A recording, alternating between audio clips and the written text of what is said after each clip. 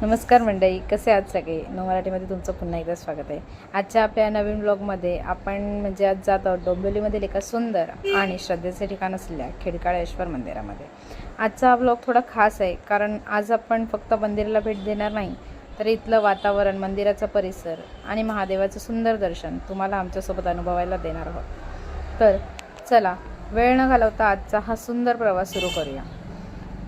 डोंबिवलीमध्ये रोजची धावपळ, कामाचा व्याप, ट्रॅफिक आणि आपल्या रोजच्या अनेक गोष्टी सुरूच असतात.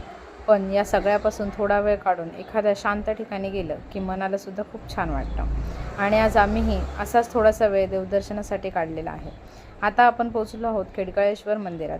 मंदिराच्या परिसरामध्ये प्रवेश करता सगळ्यात आधी जाणवते ती इथली शांतता. बाहेर कितीही गडबड असली तरी मंदिराच्या परिसरामध्ये आल्यानंतर वातावरण थोडं वेगळंच असतं. आणि तसंच आजूबाजू भक्तींचा जो सूर आहे, प्रत्येकजण आपल्याला श्रद्धेने महादेवाचं दर्शन घेण्यासाठी आलेले दिसणार आहे. खिडकाळेश्वर मंदिर हे भगवान शिवाला समर्पित मंदिर आहे. महादेव म्हणजेच भगवान शिव, ज्यांच्यावर लाखो करोडो भक्तांची श्रद्धा आहे. महादेवाच्या मंदिरात गेल्यावर घंटानाद, धुपाचा सुगंध आणि भक्तिमय वातावरण यामुळे मन अगदी प्रसन्न होतं. आता आपण मंदिराच्या आत जाऊन महादेवाचे दर्शन घेऊया. दर्शन घेताना खरंच काही क्षण सगळं विसरून फक्त देवासमोर शांत उभं राहावं असं वाटतं. आपण रोजच्या आयुष्यात अनेक गोष्टींसाठी धावपळ करत असतो. कधी कामाचं टेन्शन, कधी घरच्या गोष्टी, तर कधी फ्युचरची चिंता. पण देवासमोर गेल्यावर आणि काही क्षणांसाठी तरी मन शांत होतं. म्हणूनच मला वाटतं मंदिरात जाणं म्हणजे फक्त देवाचं दर्शन घेणं नाही, तर स्वतःच्या मनालाही थोडासा वेळ देणं आहे. आज आम्ही मनापासून महादेवाचं दर्शन घेतलं आणि महादेवाकडे आपल्या सगळ्यांसाठी सुख समाधान मागितलेलं आहे.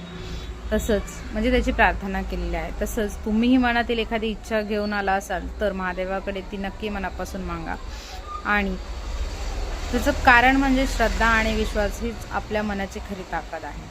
दर्शन घेतल्यानंतर आम्ही थोडा वेळ मंदिराच्या परिसरामध्ये फिरलो आणि इथलं वातावरण कॅमेऱ्यामध्ये कॅप्चर करताना प्रत्येक छोटासा मोमेंट सुंदर वाटत होता. मंदिराची रचना, परिसर, भक्तांची लगबग आणि त्यामधलं भक्तिमय वातावरण हे सगळं एकत्र पाहिलं की खूप छान अनुभव मिळतो. आणखी एक सुंदर गोष्ट म्हणजे मंदिरात येणाऱ्या प्रत्येक व्यक्तीची देवाकडे काही ना काही भावना असते. कोणी आपल्या कुटुंबासाठी प्रार्थना करतं, कोणी अडीअडचणी दूर करण्यासाठी, तर कोणी मनोकामना पूर्ण होवी ह्यासाठी. पण प्रत्येकजण इथून काहीतरी चांगली ऊर्जा घेऊन बाहेर पडतो. आजच्या या भेटीत आम्हालाही एक गोष्ट पुन्हा जाणवली. आपण कितीही बिझी असलो तरी आपल्या मनासाठी थोडा वेळ काढणं गरजेचं असतं. नेहमी मोठ्या ट्रिपला जाण्याची गरज नसते. कधीकधी आपल्याजवळच एखादं मंदिर, देवाचं दर्शन आणि काही शांत क्षण एवढंच पुरेसं असतं मन प्रसन्न करण्यासाठी. आणि मंडळी, तुम्ही देखील डोंबिवलीमध्ये राहत असाल किंवा आसपासच्या परिसरात जरी राहत असाल तर खिडकाळेश्वर मंदिराला भेट नक्की द्या. विसरू नका. मंदिराला व्हिजिट करायला खूप छान आहे. आणि तुम्ही आधीच या मंदिराला भेट दिली असेल तर तुमचा अनुभव देखील आमच्यासोबत कमेंटमध्ये शेअर करायला विसरू नका. अशा प्रकारे आमची खिडकाळेश्वर मंदिराची भेट इथेच संपवतो. आजच्या ब्लॉगमध्ये तुम्हाला आमच्यासोबत मंदिर दर्शनाचा हा छोटासा अनुभव घेता आला असेल अशी आम्ही आशा करतो. तुम्हाला आमचे असेच मंदिर दर्शन, ट्रॅव्हल ब्लॉग, फिरण्यासाठी व्हिडिओज आणि रोजच्या आयुष्यातले छोटे छोटे सुंदर मुवमेंट्स पाहायला आवडत असतील तर आमच्या चॅनलला सबस्क्राईब करायला विसरू नका. व्हिडिओ आवडला असेल तर चॅनलला लाईक, शेअर आणि सबस्क्राईब करायला विसरू नका. तुमच्या फॅमिली फ्रेंड्सला देखील शेअर करा. आणि तसंच आम्ही पुढच्या व्लॉगमध्ये कुठल्या ठिकाणी जायचं हेही तुम्ही कमेंट करून नक्की सांगू शकता. पुन्हा भेटूया एका नवीन ठिकाणी, एका नवीन प्रवासात आणि एक नवीन सुंदर अनुभवासोबत. तोपर्यंत स्वतःची आणि जवळच्या माणसांची काळजी घ्या. हर हर महादेव. थँक्यू.